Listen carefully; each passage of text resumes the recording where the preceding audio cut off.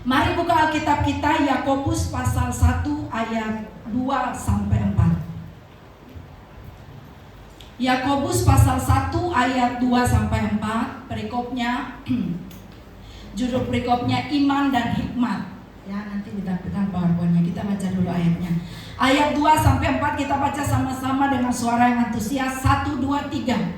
Saudara-saudaraku, anggaplah sebagai suatu kebahagiaan apabila kamu jatuh ke dalam berbagai-bagai pencobaan, sebab kamu tahu bahwa ujian terhadap imanmu itu menghasilkan ketekunan. Dan biarlah ketekunan itu memperoleh buah yang matang, supaya kamu menjadi sempurna dan utuh dan tak kekurangan suatu apapun. Amin untuk pembacaan firman Tuhan. Hari ini saya mau bicara tentang ketekunan membuahkan hasil. Katakan sama-sama 1, 2, 3. Ketekunan membuahkan hasil. Sekali lagi dengan lebih antusias. Begini tangannya. Deklarasi 1, 2, 3. Ketekunan membuahkan hasil. Kita bersyukur karena hari ini perayaan ulang tahun yang ke-11.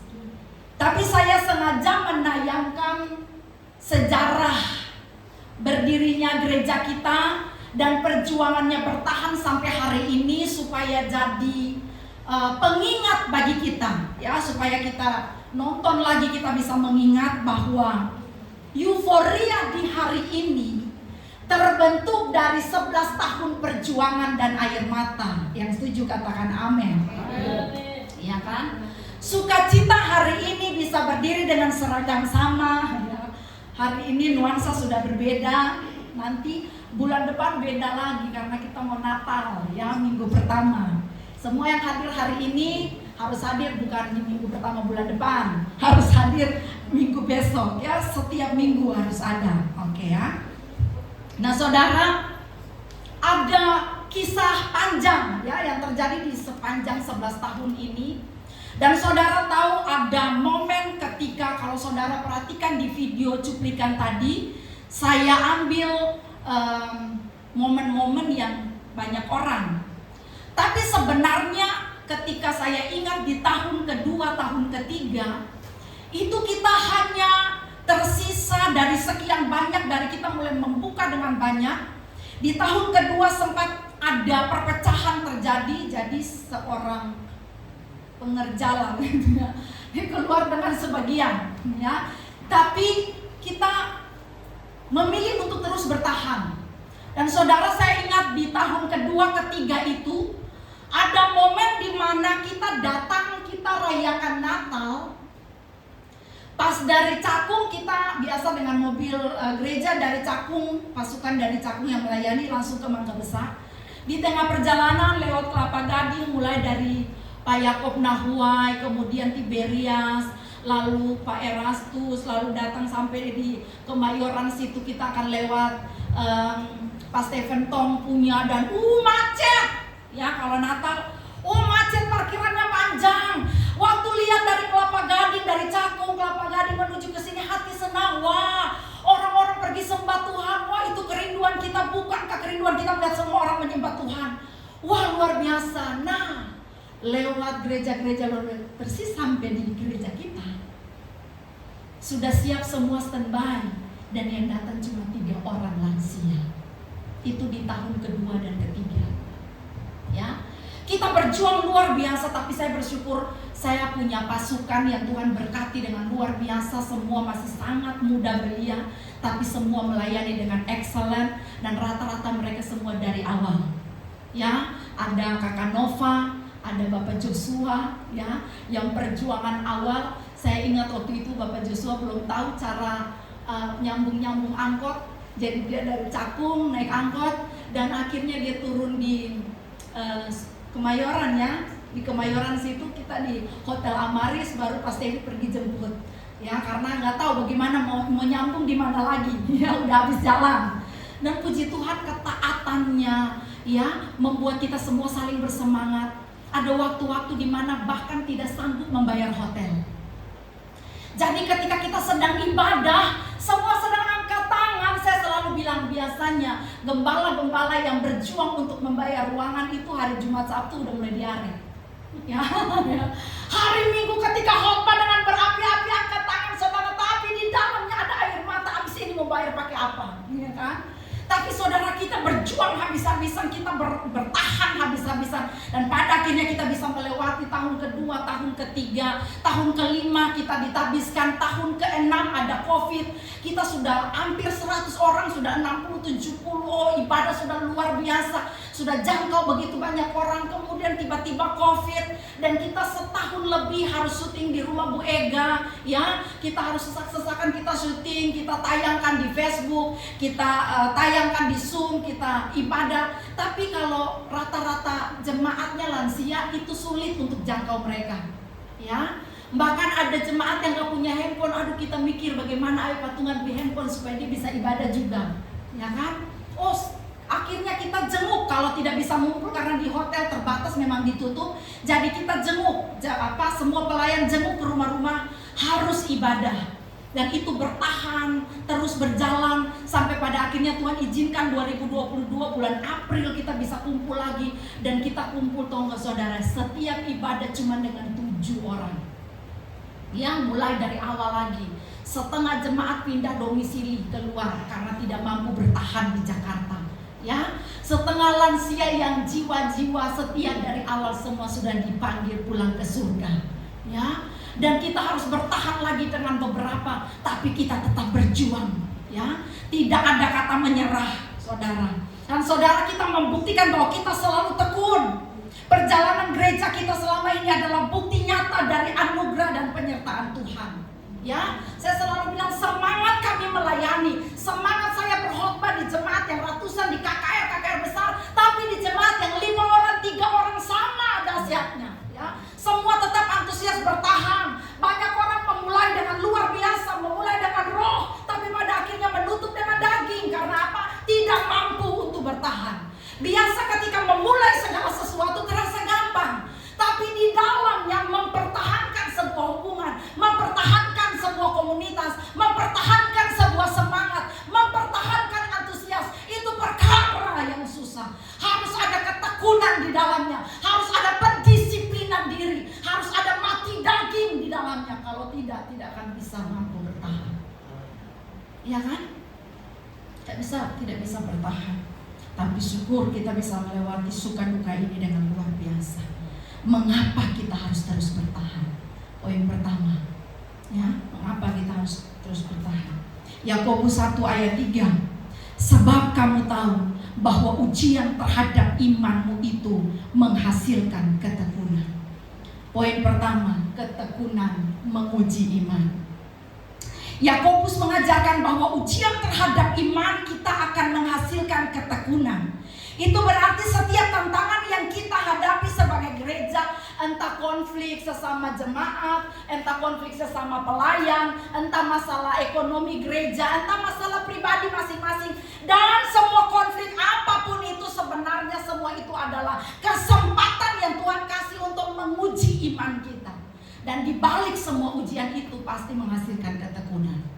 Amin. Saya sudah sering bilang di sini, saudara, bahwa yang nomor 1 diperlukan itu adalah ketekunan. Kalau bicara ketekunan itu bicara ketika semua orang sudah tidak mampu lagi, kita masih mampu, itu ketekunan. Ketika semua orang sudah menyerah, kita masih berdiri dengan semangat yang sama, itu ketekunan. Amin. Dan orang-orang yang tekun adalah orang-orang yang bisa melampaui semua ujian-ujian iman yang ada, ya. Ketika persoalan-persoalan tantangan datang, baik di kehidupan pribadi, keluarga, dan kehidupan pekerjaan dan sebagainya, semua pasti ada tantangan ujian masing-masing. Dan saya sepanjang tahun ini sesuai dengan tema kita bertumbuh dan berbuah. Semakin temanya bertumbuh dan berbuah, semakin ujiannya banyak, ya. Kita semua menyadari bahwa sepanjang tahun ini ada banyak sekali air mata, ya. Persoalan makin hari makin banyak. Saudara lihat kehidupan bermasyarakat, bahkan di bagian ekonomi kita masing-masing, ekonomi gereja, semua ada punya air mata masing-masing. Tapi saudara, di dalamnya dituntut sebuah ketekunan. Meskipun ada harga besar yang harus kita bayar, tapi ketika semua orang sudah lemah, kita masih bertahan di sana. Kita masih melihat dengan kacamata iman bahwa di balik persoalan pasti ada jawaban. Pasti Tuhan masih ada di sana dalam kesetiaan, dan pasti akan ada perubahan. Setiap hari hendaklah kita hidup dengan semangat bahwa besok akan lebih baik. Hari ini persoalan begini nggak apa-apa, ya. Kemarin-kemarin sampai bahkan sempat terlintas, lebih baik tutup saja. Ya. Ketika sudah tidak mampu lagi, sudah berjuang segala macam cara, kita adalah pengerja-pengerja yang tinggal di Mangga Besar, pengerja yang paling jago doa keliling. Ya. Oh, doa keliling sampai capek, doa keliling cari jiwa. Saya bilang kalau jalan cari, jangan cuma lihat yang orang timur. Yang kita orang timur semua rata-rata, ya. Jadi kalau jalan, saya bilang jangan cuma orang timur. Kalau kita cari cuma orang timur, nanti kita cuma dapat yang di depan-depan Alfamart, yang matel-matel yang banyak di perempatan sana, ya, yang jaga-jaga rumah orang itu cuma dapat yang pokoknya semua yang kita jumpai, sedapat mungkin yang senyum lihat kita itu kita samperin, ya. Ketika Tuhan Roh Kudus menjamah hati kita melihat seseorang ada gerakan di dalam hati, nggak usah takut. Makanya 3 orang yang kita siapkan untuk pergi belajar tentang penginjilan harus habis-habisan 2 hari itu, ya. Pastikan 3 orang ini harus jadi juru kunci. Pulang, siapa? Siti tanya, Ibu terus kita pulang nanti ibadah yud, saya bilang ke ketua yud, pulang dari hari Sabtu belajar tentang penginjilan, pulang bagaimana kalau yudnya langsung pergi cari jiwa. 3 orang pergi belajar harus menghasilkan 3 jiwa, ya. Jadi 2 minggu 6 jiwa, kan begitu. Tujuan belajar ya untuk itu. Semangat cari jiwa. Tidak ada visi lain dari seluruh gereja di seluruh dunia. Yang lain-lain itu cuma pelengkap saja, tapi visi utama adalah menangkan jiwa. Sebab untuk itulah Tuhan datang. Jangan hanya kita euforia begini lalu kita lupa visi utama. Visi utama adalah jiwa bagi Tuhan. Yang setuju katakan amin. Amin. Nah saudara, tetap berjuang dalam setiap persoalan-persoalan kita alami, ya. Saya percaya di balik semua tantangan iman menghasilkan ketekunan yang luar biasa. Saya pernah kasih contoh di sini, ya. Kalau hari ini jual donat, ya, tekun donat aja terus, nggak usah rubah-rubah. Ya kan, Di? Iya, donat terus aja di Merinoa. Setiap pagi ada donat yang paling enak punya Ii, ya. Oma kalau mau makan donat beli di, ya. Jadi donat. Nah, jangan sampai Ii rasa kayaknya kroket yang lebih laku deh, ya. Kalau gitu jual kroket aja. Tiba-tiba kepala sekolah keluar dan bilang hari ini saya mau beli donat untuk seisi TK Merinoa mau makan donat. Maaf ya Bu, saya sudah jual kroket hari ini. Oh maaf, gak jadi karena semua siswa mintanya donat, ya kan? Besok-besok udah capek, seminggu 2 minggu kroket kurang laku, apa balik lagi ya ke donat? Balik lagi ke donat, kepala sekolah keluar bilang, ih mau beli kroket. Oh mohon maaf Bu, udah balik ke donat. Gak bisa, ini namanya gak tekun, ya. Di balik ketekunan ada hasil-hasil jawaban doa yang luar biasa. Dan saudara, semua yang namanya tekun itu perlu pengujian, ya. Makin hari makin tekun, tantangannya makin hari makin banyak. Tapi semakin tekun, tandanya imanmu semakin matang, tandanya imanmu semakin luar biasa. Bahkan hari ini saya mengajak diri saya dan semua saudara di sini. Hari ini kalau kau belum melihat jawaban doa, teruslah berdoa. Sebenarnya level rohani orang Kristen yang mantap adalah Tuhan jawab ataupun tidak jawab, saya tetap mengasihi Tuhan. Hari ini Tuhan sembuhkan atau tidak sembuhkan, saya tetap berdoa dengan on fire. Hari ini Tuhan tunjukkan mujizat atau tidak ada mujizat sama sekali. Hidupku, imanku bukan bergantung pada mujizat itu, tapi pada Yesus sendiri. Keputusan kedaulatan ada di tangannya. Dia mau tolong sembuhkan atau tidak sembuhkan, itu tidak mengurangi cintaku kepadanya. Apapun yang terjadi aku akan tekun. Ada persembahan atau tidak ada persembahan, ada ongkos atau tidak ada ongkos, saya akan tetap pergi ke gereja. Hujan atau panas, saya akan tetap datang ke gereja. Ini adalah ciri-ciri orang tekun. Kalau jemaatnya cuma 15 orang, tapi 15 orang yang tekun dan militan, saya percaya akan mampu membawa Mangga Besar luar biasa, akan membawa gereja yang mantap di hadapan Tuhan. Gerejanya akan oke, kualitasnya nomor 1. Amin. Karena semua tekun. Hari ini semua mau tekun. Yang setuju katakan amin. Aplikasinya, ingat kembali tantangan-tantangan yang pernah dihadapi gereja dan kehidupan kita masing-masing. Bukankah kita berhasil melewatinya dengan iman? Biarlah pengalaman ini menjadi penguat, bukan alasan untuk tidak ada kata menyerah. Amin. Orang yang tekun adalah orang yang coba hari ini, gagal, besok coba lagi, gagal, lusa coba lagi, gagal, terus akan coba lagi sampai berhasil. Mungkin diuji coba ke 69 kau akan sukses di sana. Tapi ketika engkau berhenti di langkah ke 65, nggak bisa, padahal tinggal lagi. Ya, jadi mari. Kapan kita akan selesai tekun? Sampai engkau mengecap hasil-hasil yang baik. Yang setuju katakan amin. Tapi saya udah gak sanggup lagi ibu, terlalu susah. Via dolorosa yang harus kujalani. Saya mau bilang, ingat ketika kita sedang lemah, ingat kasih-Nya, ingat kebaikan-Nya dan anugerah-Nya, selamatkanku. Pokoknya setiap susah, ingat kasih-Nya. Kalau kemarin Dia tolong, hari ini juga Dia akan tolong. Amin. Hari ini Dia tolong ulang tahun ke-11. Saya percaya akan ada ulang tahun ke-12, ke-50, ke-100 sampai Tuhan datang. Amin.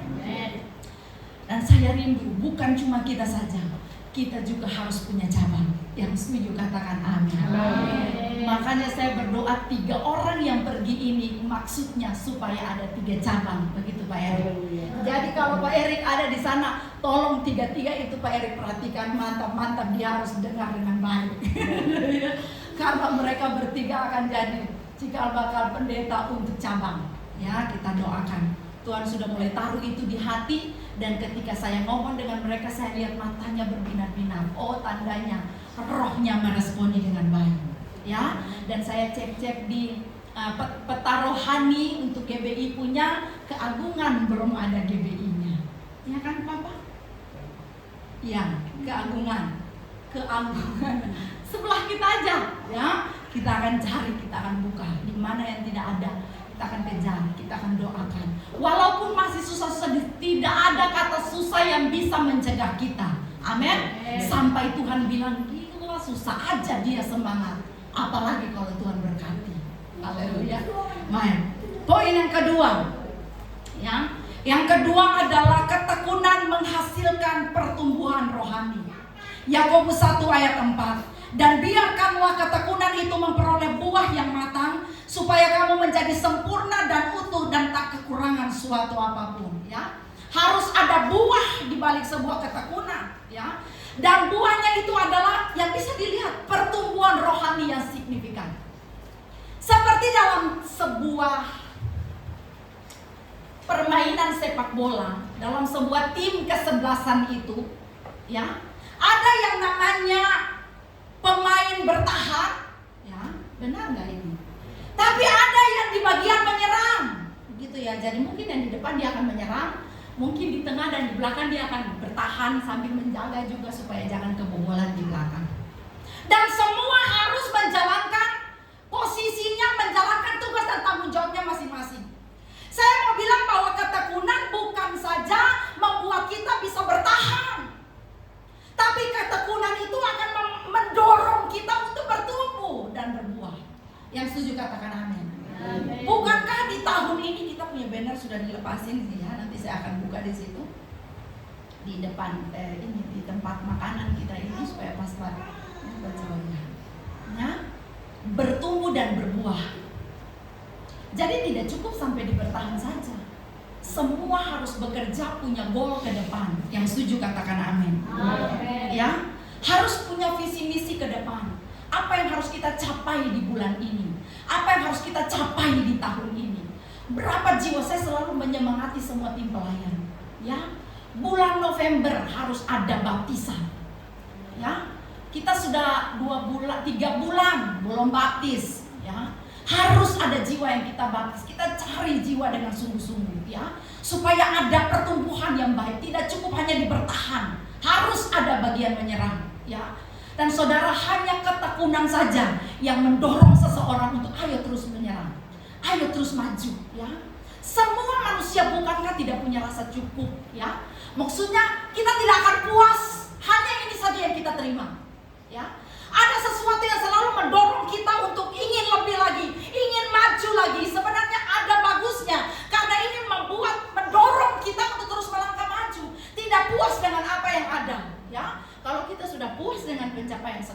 tidak akan bisa punya effort lagi untuk melakukan sesuatu yang lebih.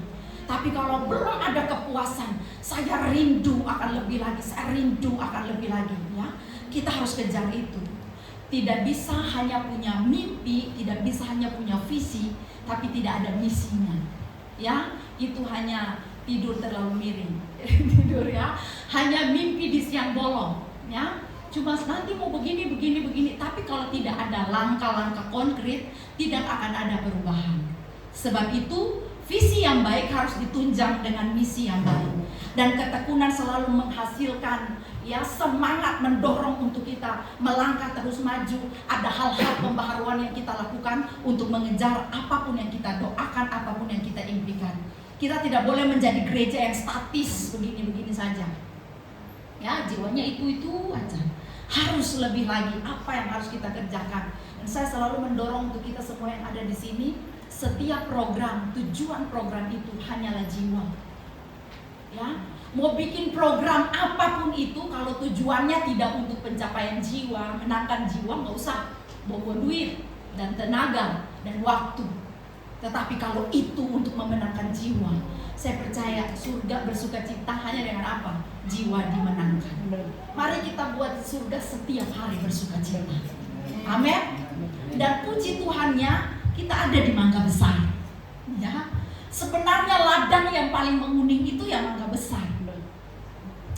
Penuaian yang paling besar itu di Mangga Besar karena namanya Mangga Besar. Ya, jadi harusnya penuaian besar-besaran terjadi di sini. Enggak ada mangganya, tapi ada jiwa-jiwanya. Ya kan? Malam-malam jiwanya banyak sekali sampai pagi.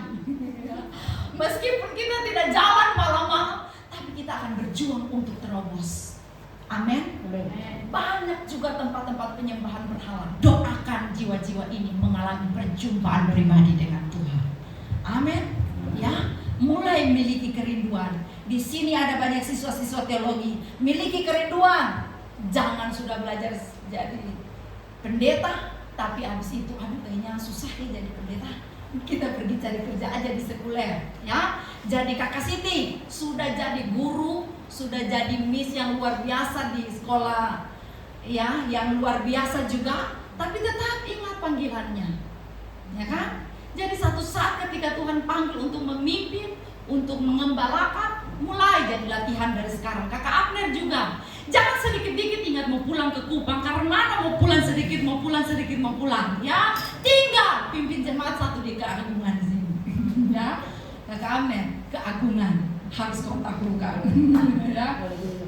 Bertambahnya usia, gereja harus diiringi dengan peningkatan kualitas rohani.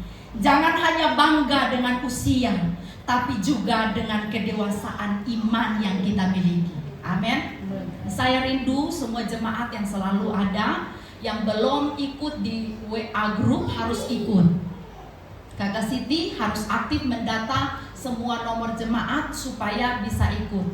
Di dalam grup kita bisa infokan untuk mengikuti doa pagi lewat Zoom. Hari Rabu kita ada doa bersama seluruh Hope Indonesia, nanti dipimpin oleh Hope Soe. Kita bisa ikut, ya. Lalu ada hari Rabu malam ada doa pengerja juga, dan terbuka juga untuk semua yang mau ikut. Kita bisa saling mendoakan, saling menguatkan, sehingga kita bisa bertumbuh dengan lebih luar biasa. Hari Sabtu ada youth, ya. Meskipun belum ada tempat untuk ngumpul di mana, tapi mereka bikin youthnya keren banget, namanya ngopi bareng Yesus. Ya. Jadi setiap hari Sabtu mereka pusing cari tempat mau ibadah di mana, tapi tidak mengurangi semangat. Oh, luar biasa antusias. Dan isi materi youth itu sangat luar biasa. Saya jadi gembala saja, anak-anak ini pintar sekali. Materinya sangat menguatkan, sangat mengubahkan. Nah, saya rindu materi bukan cuma dikirim di grup youthnya, kirim juga ke grup semuanya, ya, grup jemaat dan juga grup pelayan, supaya semua juga baca, semua juga sama-sama bertumbuh, ya. Tetap semangat sampai ada tempat. Kita berdoa supaya Tuhan memberkati kita bisa beli tempat ini di Oma dan Opa. Amin. Ya, mumpung ada Oma dan Opa, ya. Doa harus makin kencang, begitu ya. Jadi doa di ibadah pemuda harus sisipkan, ya kan? Ya harus terbeban. kepemilikan ruangan. Ya, sampai kita bisa punya baru, itu akan jadi satu penyemangat yang luar biasa kalau kita punya satu base camp. Karena kita selalu suka menyembah, kita kalau menyembah begitu luar biasa antusias, kita cinta sekali menyembah, berdoa dengan luar biasa. Dan kalau kita bisa kumpul selalu di satu tempat jadi base camp untuk kita nyanyi, memuji, menyembah, saya percaya pertumbuhan akan semakin luar biasa. Amin. Dan yang terakhir, ketekunan adalah wujud kesetiaan pada panggilan Tuhan. Ya, 1 Tesalonika 5 ayat 24, ia yang memanggil kamu adalah setia, ia juga akan menggenapinya. Tuhan kita adalah Allah yang setia, sampai kapanpun kita juga harus setia. Walaupun kesetiaannya tidak ditentukan oleh kesetiaan kita, tapi kesetiaan jemaat GBI Hope itu harga mati. Amin. Kalau kita cinta, kita akan bisa berkorban. Kalau kita cinta, mau hujan badai pun akan datang ibadah. Kalau cinta, ya, semua yang di sini bisa dikasih yang penting ulang tahun berjalan dengan luar biasa.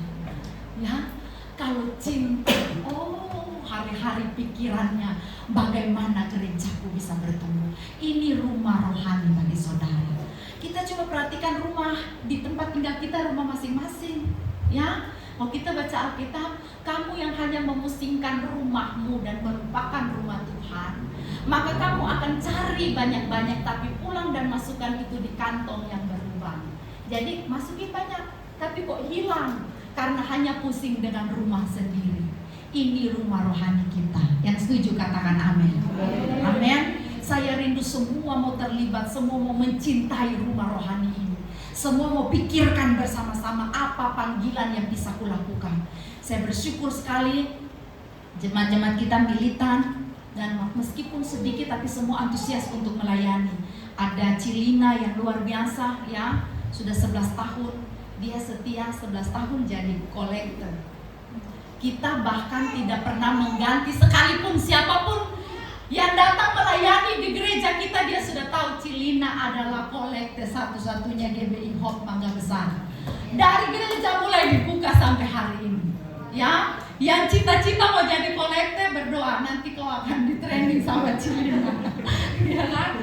Tapi itu dia rasa ada panggilan di situ dan itu mengubahkan hidupnya. Saya lihat makin hari makin luar biasa. Di puncak kemarin kita retreat, Cilina juga bisa bersaksi, dia bisa bicara, dia bisa ngomong dengan luar biasa, ya, dan semua orang di sana juga diberkati karena selama ini kan Cilina cuma diam, ya, 10 tahun tuh diem aja tuh nggak pernah ngomong apa-apa. Tiba-tiba di puncak dia bisa ngomong dengan luar biasa, bersaksi, ya, ditanya bisa bersaksi, maju menyanyi dan luar biasa. Saya bilang luar biasa, dari kolektif bisa naik jabatan nanti di gereja, ya, pelayanan bisa lebih bertambah karena apa? Dia setia. Dia tahu ada panggilan Tuhan dalam hidupnya dan dia tekun melakukannya. Ulang tahun gereja ini adalah momen untuk kembali mengingat panggilan mula-mula. Mengapa gereja ini didirikan? Panggilan ini bukan sekedar impian manusia, tapi kehendak Tuhan yang harus kita jalankan dengan setia. Dan hari ini saya mau bilang, setiap jemaat dipanggil untuk berperan aktif dalam pelayanan. Amin. Apapun yang kita bisa, aktifkan diri, ya, supaya kita bisa maju bersama-sama. Tuhan Yesus memberkati kita. Hari ini saya percaya 11 akan menuju 12, 13 dan selanjutnya. Semua harus tetap semangat, antusias. Amin. Nanti anak-anak mahasiswa Kakak Rini kalaupun sudah selesai, sudah kembali ke Ternate atau apapun, tetap pelayanannya harus setia, harus mantap. Buka GBI Hope di Ternate. Amin.